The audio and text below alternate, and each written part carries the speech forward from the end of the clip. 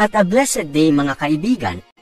At muli po akong narito, para i-share ang pahayag ng ating mahal na inang Reynang Helen Abdurrahjak, tungkol sa nilalaman ng kanyang deklarasyon at proklamasyon, ng global shutdown ng kabangkuhan.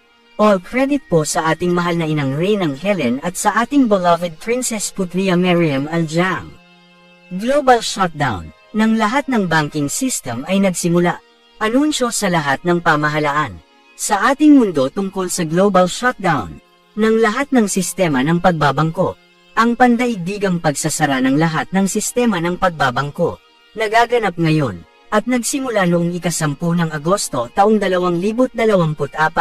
Ito ay isang deklarasyon at proklamasyon ng global shutdown ng Global Financial Team, World Bank Sovereign Queen International, kasama ang World Bank Sovereign Philippines International, World Bank Sovereign Malacca International, United Nations Lupusag Empire, at Bangko Sentral ng Pilipinas Bureau of Treasury. Ano ang ibig sabihin ng global shutdown na ito ng banking system? Ito ay ang ganap na pagbawi ng lahat ng mga ari-arian, pera, at lahat ng mga account sa pamana.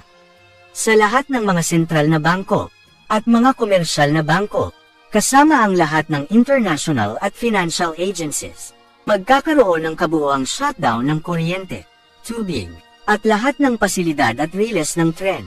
Ang anunsyo na ito ay para maunawaan ng sangkatauhan na itong global shutdown ng lahat ng sistema ng pagbabangko sa ating mundo ay may mabuting layunin upang muling itaguyod ang pinaka-mabuting paraan sa itinakdang panahon tungo sa banal na pamamahala para sa mga tao. Dahil ang pamahalaan ng mga iba't ibang bansa ay hindi pinansin ang mga naunang anunsyo at mga babala, mga pangyayaring hindi nakabuti at pagkabigla, maaaring dumating sa pagsasara ng mga ito. Hindi kailangang mabahala, ngunit muli, ito ang huling panawagan para sa lahat ng pamahalaan sa ating mundo, para sila ay magparehistro, para makuha ang kanilang bagong lisensya, para magpatakbo, at makilala ng pinagmulan. Ito ay ang imperyo ng Lupusag. Mag-ingat kung ang iba't ibang pamahalaan ng mundo na ay hindi sumusunod sa mga kinakailangang panuntunan. Dahil ang kanilang sistema ng pagbabangko ay hindi maaaring magpatuloy upang gumana ng walang bagong lisensya. Ang ating mundo ay nasakop sa kumot ng dilim na nilikha ng madilim na puwersa, kilala bilang Kabal o Illuminati, na nagnanais na kontrolin ang sangkatauhan mula sa masamang pananaw. Hindi na ito tinatanggap ng sovereign original source ng divine wealth na itinatag ng mga sinaunang ninuno na tagapag-alaga ng ating planeta. Dapat malaman ng lahat ang mensaheng ito mula sa reyna ng Lupusag Empire, ang ating mahal na inang Reynang Helen Abdurrahjak at mahal na Haring Mamay Abdurrahjak. Sino si Reyna Helen Abdurrahjak at si Haring Mamay Abdurrahjak? Sila ang soberanong reyna at hari ng Maharlika Kingdom of God Lupusag Empire. Ang imperyong Lupusag ang pinagmumulan ng kayamanan mula sa orihinal na lupain ng Lemuria o Maharlika. Nakilala bilang Pilipinas, ang dating sentro ng unang sibilisasyon sa ating planeta. Itong sinaunang advanced na sibilisasyon ay nagkaroon ng banal na sistema na mayroong mapayapang pamamahala, ngunit nasa ilalim ng matinding presyon sa loob ng libu-libong taon na napailalim sa paghahari ng dilim. At ito ay madilim na agenda, ngunit dumating na ang nakatakdang oras upang maituwid ang mga record. Ito ay isang pagbabago na kung saan ang ating mahal na inang Reynang Helen Abdurrahjak ay namumuno na ngayon bilang reyna ng Universum Magnum, reyna ng Global Earth, at ang reyna ng pananalapi kung saan ang Kental Financial System. Ito ang QE329 at QE369 ay pinagkalooban ng batas ng soberanya at may pagkadebino. Ang Lupusag Empire ay nagpahiram ng kayamanan at mga lisensya sa pagbabangko sa lahat ng mga bangko sa mundo. Ang mga matatanda o ang mga elders ng Lupusag Empire ang lumikha ng United Nations, ngunit sinabotahe ng dilim. Ngayon, ang United Nations ay naibalik muli at inangkin pabalik ng liwanag at inilipat ang sentro nito pabalik sa orihinal nitong lokasyon kung saan ito nagsimula nang walang pag-aproba ng Lupusag Empire para manatili sa negosyo ang sistema ng pagbabangko. Walang makakagalaw sa sistema ng pananalapi at sa labas ng mga bangko. Ang lahat ng mga mapagkukunan ay automatikong bumalik sa mother account mula sa kung saan ang lahat ng mga bangko sentral. Hawak ang pera, ngayon ay automatikong nagpalit ng pamamahala. Bumalik sa kanilang pinanggalingan, ang imperyo ng Lupusag. Ito ay isang sinaunang plano ng mga may hawak ng liwanag. Ang orihinal na galactic system, na binabantayan ng mga makapangyarihang nilalang, at mga nilalang sa lupa, tinatawag na mga sinaunang Lemurians.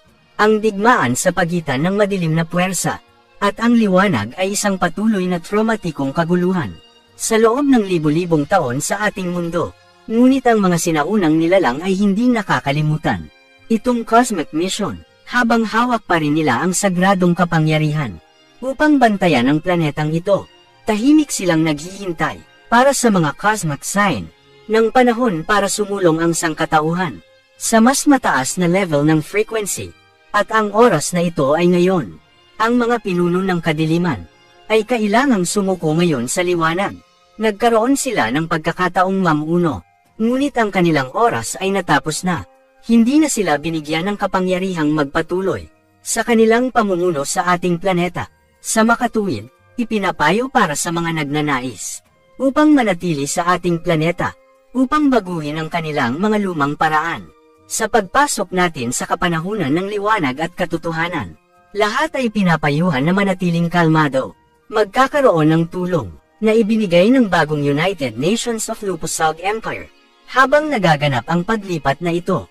Ang Sovereign Absolute Monarchy, ito ay isang ganap na pagpapatupad ng Sovereign Absolute Monarchy sa sagisag na itinakda ng ating mahal na inang Reynang Helen, na may roadmap para sa kapayapaan, depensa, pag-unlad ng ekonomiya, pangangalaga sa kalusugan, programa sa pag-aaral, renewable energy, langis, gas at deuterium, na kung saan ang lupa, dagat, bundok, ilog, at ang mga lambak ng buong sakop ng Lupusag Empire, isama ang lahat ng likas na yaman na nakaimbak. Papasok tayo sa isang bagong kaharian, na kung saan ang mga soberanong nilalang at ang soberanong paghahari ay malapit na, patungo sa gintong panahon o Golden Age. Ang lahat ay mangyaring payuhan na manatiling kalmado, sa tila magulo, magtiwala, ngunit maging mapagbantay sa pagharap sa maitim na mga kampan, at protektahan ang iyong pamilya. Ito sa pagitan ng dilim, at hindi pa tapos ang liwanag. Magnilay, gawin ang iyong mga panalangin para sa sangkatauhan, at asentro ang iyong enerhiya, sa tulong ng iyong espiritual na mga gabay, at magiging ligtas ka. Ang mga alagad ng kabutihan ay kumikilos ng walang pagod, upang iligtas ang sangkatauhan mula sa kuko ng kadiliman. Makatitiyak kang nasa mabuting kamay ka, labis na nagmamahal at sugo ng liwanag. Reyna Helen Abdurrahjak, maraming salamat po sa inyong pagsubaybay. Mega love shoutout po sa lahat ng mga nagkokomento ng positibo.